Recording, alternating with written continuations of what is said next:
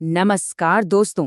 एक career coach होने के नाते मैं आज का ये विश्लेषण खास तौर पर आप सभी नई यूनिवर्सिटी ग्रेजुएट्स के लिए लाया हूँ जो अपने प्रोफेशनल सफर की बस शुरुआत करने जा रहे हैं। देखिए, आज हम इस आधुनिक करियर की भागदौड़ से थोड़ा आगे बढ़कर एक ऐसी रोड मैप पर चर्चा करेंगे जो आपको सच्ची लंबे समय तक टिकने वाली सफलता और आत्मसार्थकता तक ले जाएगी। तो तैयार हैं आप अपने करियर को एक नया नजरिया देने के लिए? आज के इस सेशन की रूपरेखा कुछ इस तरह होगी।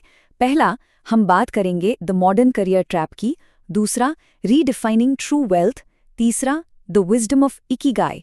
चौथा, बिल्डिंग प्रोफेशनल मास्टरी। और आखिरी पांचवा पॉइंट होगा इनर अलाइनमेंट अट्रैक्ट्स सक्सेस। ये 5 कदम आपको आज के इस प्रेशर भरे माहौल से निकालकर स्थायी सफलता तक पहुंचने का एक बिल्कुल स्पष्ट रास्ता दिखाएंगे। तो शुरू करते हैं हमारे पहले हिस्से से। Number 1, the modern career trap. समझ में आप जैसे नए ग्रेजुएट्स पर हाई पेइंग आईटी या कॉर्पोरेट जॉब्स हासिल करने का एक जबरदस्त दबाव होता है ना? ऐसा लगता है जैसे करियर का एक लौता मकसद सिर्फ फाइनेंशियल रिवॉर्ड हासिल करना रह गया है। तो चलिए इसमें थोड़ा गहराई से उतरते हैं। एक तरफ है शॉर्ट टर्म फाइनेंशियल गेन, यानी कुछ समय का आर्थिक लाभ। ये आमतौर पर दिखावटी दौलत होती है। इसमें स्ट्रेस बहुत होता है क्योंकि आपका ASK यानी एटीट्यूड, स्किल और नॉलेज आपस में बिल्कुल मेल नहीं खाते और इसका नतीजा बर्नआउट। पर दूसरी तरफ है सस्टेनेबल सेल्फ एक्चुअलाइजेशन।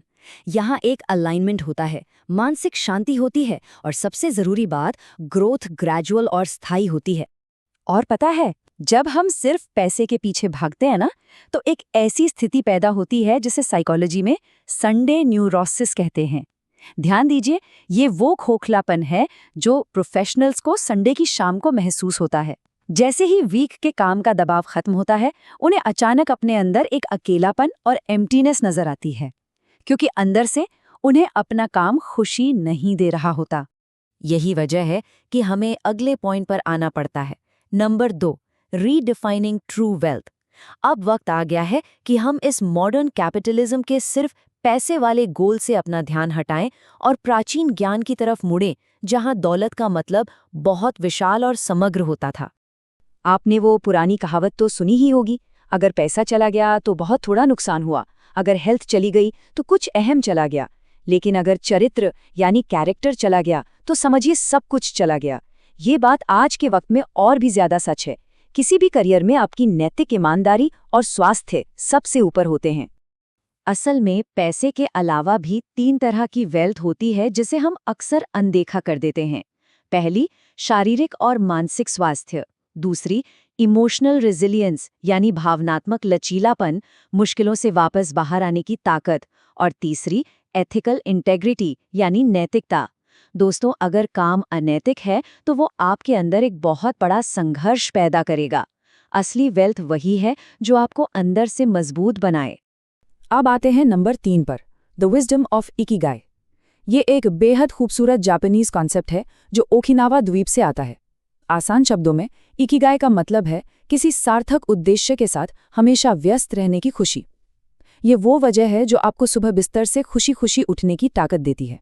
और देखिए, ये कॉन्सेप्ट कितने बेहतरीन तरीके से दर्शाता है कि सच्चा उद्देश्य इन 4 चीजों के बिल्कुल बीच में पाया जाता है। पहला, इंटरेस्ट, जो काम आपको पसंद हो। दूसरा, कॉम्पिटेंस, जिसमें आप माहिर हों। तीसरा, इकोनॉमिक वैल्यू, जिसके लिए दुनिया आपको पैसे देने को तैयार हो। और चौथा, सोसाइटल रेलेवेंस, जिसकी इस दुनिया को वाकई जरूरत हो। इन चारों का इंटरसेक्शन ही आपकी सच्ची इकिगाई है। ओकिनावा से एक और कमाल का सिद्धांत मिलता है जिसे कहते हैं हारा हाचिबू। इसका सीधा सा अर्थ है, जब पेट 80% भर जाए तब खाना रोक देना चाहिए। अब थोड़ा सोचिए, इसे हम अपनी प्रोफेशनल लाइफ में भी तो लागू कर सकते हैं, है ना? महत्वाकांक्षा या एम्बिशन जरूरी है, पर एक लिमिट तक। जरूरत से ज्यादा खुद को एग्जॉस्ट करना और स्ट्रेस लेना लंबे समय में बस नुकसान ही पहुंचाता है। तो चलिए बढ़ते हैं सेक्शन 4 पर, बिल्डिंग प्रोफेशनल मास्टरी। इकिगाई को सिर्फ ढूंढना नहीं होता दोस्तों, उसे धीरे धीरे एक इमारत की तरह बनाना पड़ता है। और यही सबसे एक्शनेबल हिस्सा है आप सबके लिए। करियर बनाना एक लंबा सफर है। इसके 3 बेसिक स्टेप्स होते हैं। स्टेप 1, शुरुआत उन स्किल्स से करें जो फिलहाल आपके पास मौजूद हैं। स्टेप 2, जैसे जैसे वक्त बीते अपनी इंटरेस्ट और क्यूरियोसिटी को और डेवलप करें। और स्टेप 3, इस लगातार कोशिश के जरिए प्रोफेशनल मास्टरी हासिल करें। ये कोई एक दिन का काम नहीं है, इसमें धैर्य चाहिए।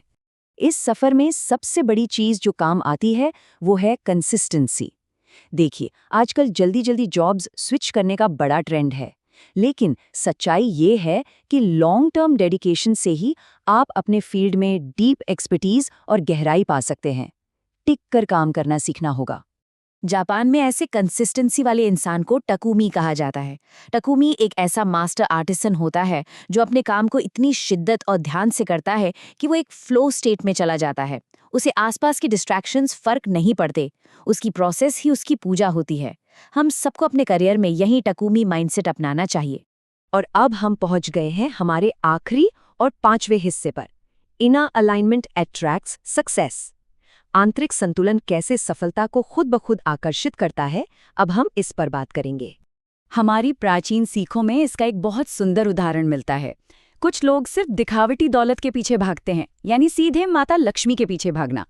पर दूसरा और ज्यादा समझदारी वाला रास्ता है सरस्वती यानी विद्या और बुद्धि या धैर्य यानी साहस को अपने अंदर विकसित करना। जब आप कैपेबिलिटी और नॉलेज बिल्ड करने पर फोकस करते हैं ना, तो आर्थिक सफलता या फाइनेंशियल रिवॉर्ड्स बिना फोर्स के अपने आप आपके पीछे चले आते हैं। अब मैं चाहता हूं आप यहां एक पल के लिए रुकें और पूरी ईमानदारी से खुद से एक सवाल पूछें। क्या आपकी आज की डेली आदतें सिर्फ दिखावटी तनाव को बढ़ा रही हैं, या फिर वो चुपचाप धीरे धीरे आपकी लॉन्ग टर्म मास्टरी को बिल्ड कर रही हैं? इस पर जरूर विचार कीजिएगा, क्योंकि आपकी आज की आदतें ही आपका कल तय करेंगी। मेरी आप सभी नए ग्रेजुएट से एक ही रिक्वेस्ट है, आज ही के दिन किसी एक ऐसी स्किल को पहचानिए जो आपके शौक और इस दुनिया की जरूरत को आपस में जोड़ती हो। एक छोटा सा कदम लीजिए अपने पैशन और प्रोफेशनल पर्पस को अलाइन करने की तरफ। तो दोस्तों, सच्ची सफलता और अपने करियर की फाउंडेशन को समझने के इस सफर में मेरे साथ जुड़े रहने के लिए बहुत बहुत शुक्रिया। मुझे पूरी उम्मीद है कि ये विश्लेषण आपको आगे बढ़ने में काफी मदद करेगा। अगर आपको ये इनसाइट्स अच्छे लगें तो कृपया इस वीडियो को लाइक करें, चैनल को सब्सक्राइब करें ताकि हम आगे भी ऐसी नॉलेज शेयर करते रहें। याद रखिए, आपका सफर अभी शुरू हुआ है, इसे बेहतर बनाइए। All the best.